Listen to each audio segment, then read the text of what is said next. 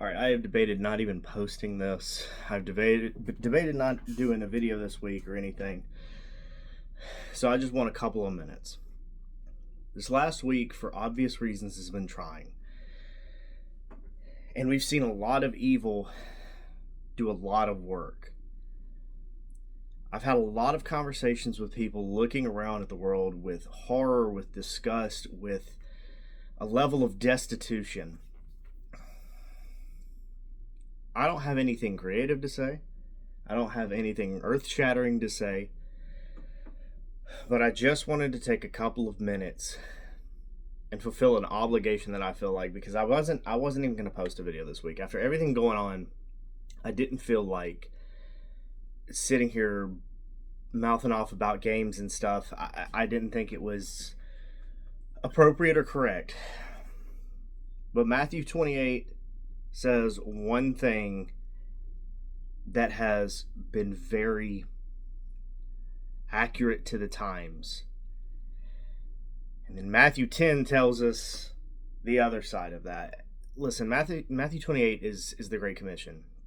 Go and make disciples of all nations, baptizing them in the name of the Father, the Son, and the Holy Spirit. I had this conversation with somebody the other day, right after it happened, it being when Charlie Kirk was assassinated. There's a lot of people in a lot of grief right now because we're seeing certain lines in the sand culturally be drawn, and that's difficult.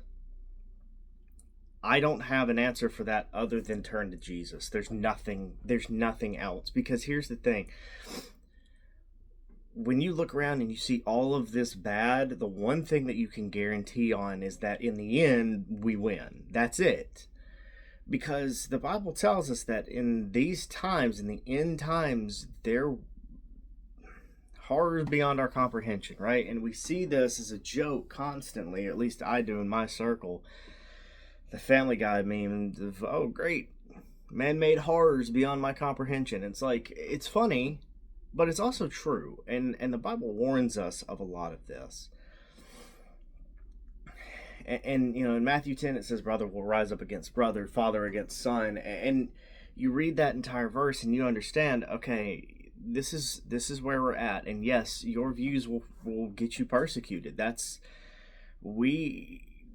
Jesus said, any man who does not have a sword should go and sell his, I forget the exact phrasing, but should go buy a sword. Like, this isn't a call to arms. It's never a call to arms. What it is a call to discipleship. And what I've realized is that so many people are lashing out looking for Jesus now, especially over the past several days of just horror unfolding. And here's the answer.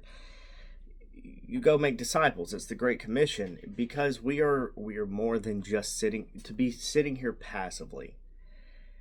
It doesn't mean go and rise up arms. It means go be a disciple. And my pastor always used to say, he doesn't call the equipped, he equips the called.